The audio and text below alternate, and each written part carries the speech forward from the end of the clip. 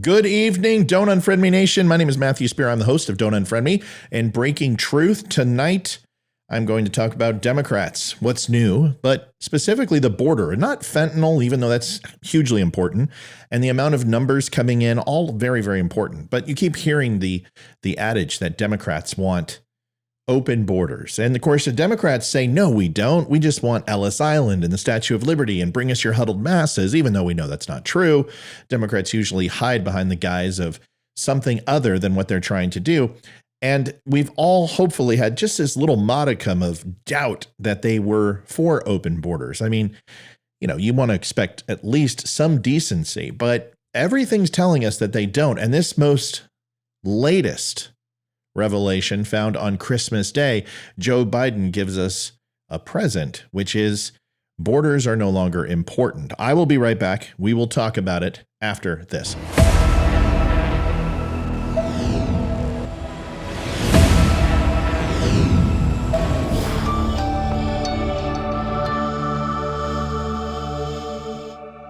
Thank you so much for watching Don't Unfriend Me. We are going to talk about, like I said, a little bit about the borders tonight. First, I want to get in a little bit of advertising. I don't get paid for this at all. These are actually friends of the show. Minute Men Coffee, some of the best coffee. It is actually the second largest veteran coffee company in America. They sell the Don't Tread, the Betsy Ross, the Trader Joe, all of it. 1 pound of coffee. You get an additional 4 ounces at a 12-ounce price. $19.84 for every bag. Yes, that has something to do with Ronald Reagan. You can find it on don'tunfriendme.com on my tag in the lower left-hand corner. And right now they are doing 3 bags. We are doing 3 bags and get 1 free. Not a bad deal. Minutemen Coffee, second largest veteran-owned coffee company in the United States. And last but not least, one other quick plug, if you don't mind. This flag right here behind me is made by PercivalFlag.com. Good friends, Katie and Justin, work out of their garage. They're a great flag company.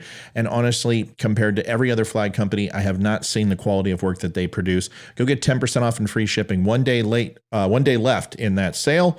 I would appreciate it. Now let's get to the show. Sorry, folks. I got to take care of the friends and family who take care of me. That's what we do. A great article I had a chance to peruse by Andrew Arthur.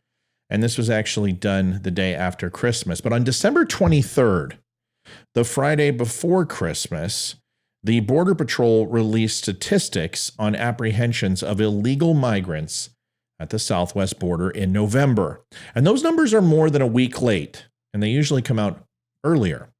And curiously, they didn't come out until the day Congress passed a $1.7 trillion spending bill that provided little relief to the agents trying to stem the border migrant tide. In fact, we saw $410 million go to 5 Islamic states, and specifically provisions were placed in this bill that none of this money out of the $1.7 trillion could go to the border.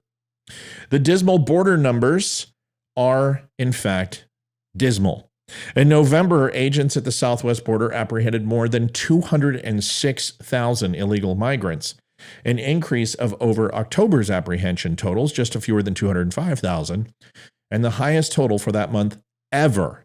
The record goes back to 1999, so ever is not necessarily that long of a time, but it is 20 some odd years, and that's good enough for me. There are really many ways to look at the numbers and the month's apprehension totals, and none of them are really good. Agents at the southwest border set a new apprehension record in fiscal year 2022 when they caught more than 2.2 million illegal entrants, blowing away the old record set in fiscal year of 2021 by more than 547,000.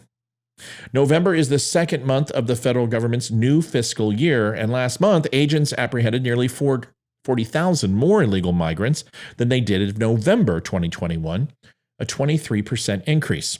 In October and November, the first 2 months of fiscal year 2023, agents have caught more than 411,000 migrants who entered illegally over the southwest border.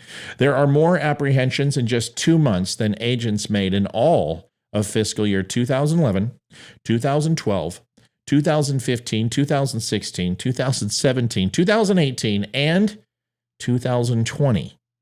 Only going to get worse should be the adage. As bad as these apprehension numbers are, they are just going to get worse. The CDC ordered and issuant pursuant to Title 42 of the U.S. Code in response to the COVID-19 pandemic expires. Those orders direct DHS to expel all illegal immigrants at the nation's land borders. And even though the CDC's Title 42 orders mandate the expulsion of aliens who have crossed the U.S.-Mexico line illegally, just fewer than 65,100 illegal migrants apprehended at the southwest border were expelled in November under Title 42, 31.6% of the total. That was the fewest migrants expelled under Title 42 in a month since January 2021, a month in which agents apprehended just over 75,000 illegal entrants and expelled more than 62,000. That is an 82.7% expulsion rate. Why has Title 42 expulsion rate dropped? Well, the Biden administration doesn't like Title 42, and the president tried to end the program in late May, only to be prevented from doing so by a federal judge in Louisiana on May 20th. Thank you, Donald Trump.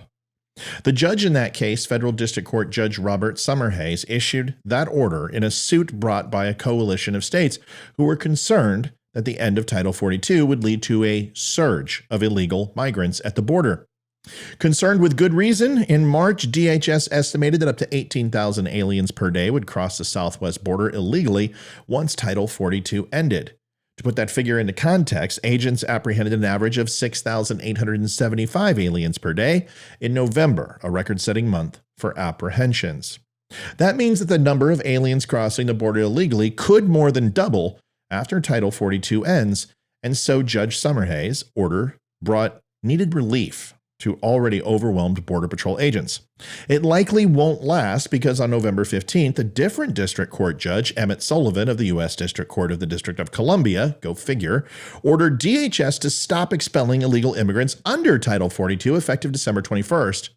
And why anyone thought it would be a good idea to terminate Title 42 4 days before Christmas is unknown. Votes. But in any event, those states who brought the suit in Louisiana went to Chief Justice John Roberts and asked him to stay the expiration of the Title 42 as ordered by Judge Sullivan, which he did on December 19th. The Chief Justice stay is not permanent, but rather is intended to maintain the status quo while the Supreme Court weighs whether to hear those states' appeal of Judge Sullivan's order. If they decide in the coming days not to hear that appeal, the chief's stay would be lifted, and Title 42 would end shortly thereafter. The outsized role of Title 42, and keep in mind that those Title 42 orders are public health, not border-related, and they're playing an outsized role in southwest border security because the Biden administration isn't doing anything else to deter foreign nationals from entering illegally, and nor do they want to. And that's by design. As my overall view of this, and others too, including Mark Krickerin, has explained, past administrators, including Democratic ones, acknowledge public concern over immigration by tightening their policies to make it harder for foreigners to illegally enter. The administration, on the other hand, is the first in our nation's history to reject the very idea of deterring illegal immigration, although that is one of the most paramount jobs of the President of the United States, securing our sovereignty and our border. They believe that the American people simply have no right to keep anyone out, and if the immigration law requires them to do that, as it obviously does, they'll do their best to circumvent and ignore the law. The timing on the border encounter numbers normally appear on or near the 15th of the month, but this is the second time in 3 months that the CBP has issued its numbers unduly late. While no law mandates that those encounter numbers be published in the middle of the month, Congress may want to investigate the matter because CBP's releases for fiscal year 2022 and for November look mighty suspicious. Those totals for fiscal year 2022 appeared late on Friday, October 21st, while early voting for the November midterm elections that would determine which party would control Congress was well underway. November's numbers appeared on the Friday before Christmas, the day Congress approved the $1.7 trillion omnibus spending plan and headed home for the year. For the part on December 23rd, Brandon Judd, president of the Border Patrol Union, told Fox the following. to Brian Kilmeade. It's all political, he says. Everything that this administration does, it has a political calculus. They didn't want to release the numbers because they knew the omnibus was coming up. If they would have released the numbers, you would have seen a large push to get border security funding in that omnibus. That's what this administration does. They don't care about the American people. They care about politics. Not surprisingly, Title 42 played a role in the omnibus vote. Senator Mike Lee from Utah offered an amendment to the bill on December 22nd that would have cut funding to the office of DHS Secretary Alejandro Mayorkas unless the administration reinstated Title 42.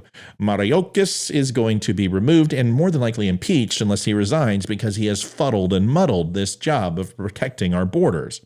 That amendment failed by a vote of 50 to 47, as we know, but according to Larry Kudlow at Fox Business, Majority Leader Chuck Schumer from New York kept the vote open to arm twist Senators Kristen Sinema and Joe Manchin into switching their votes to defeat the Lee amendment, which required a simple majority to pass. The Congress that returns on January 3rd will be very different from the one that just adjourned. The GOP won the majority in the House in November midterm elections, no matter how slim it is, and Speaker presumptive Kevin McCarthy, we'll see, has already called on Mayorkas to resign or face that impeachment I mentioned earlier. The border will likely be a different place as well, regardless of whether the Chief Justice stay of the end of Title 42 is lifted. November's apprehension numbers show that, for as bad as things have been at the southwest border during the first 2 years of the Biden administration, just like everything else under this administration, they are only going to get worse. Folks, thanks for watching the show tonight. I hope I didn't terrify you on this very close to New Year's Eve. I hope you have a wonderful holiday. I hope your Christmas went well. I hope you had a great Kwanzaa and Hanukkah and anything else that I missed. Have a great New Year, 2023. I cannot believe how quickly this is going. Do me a favor, if you would not mind, please follow me at The DUM Show across all social media. It helps on Rumble, YouTube, and everywhere else. Stop on by Twitter, say hello, and we can share stories if you would like.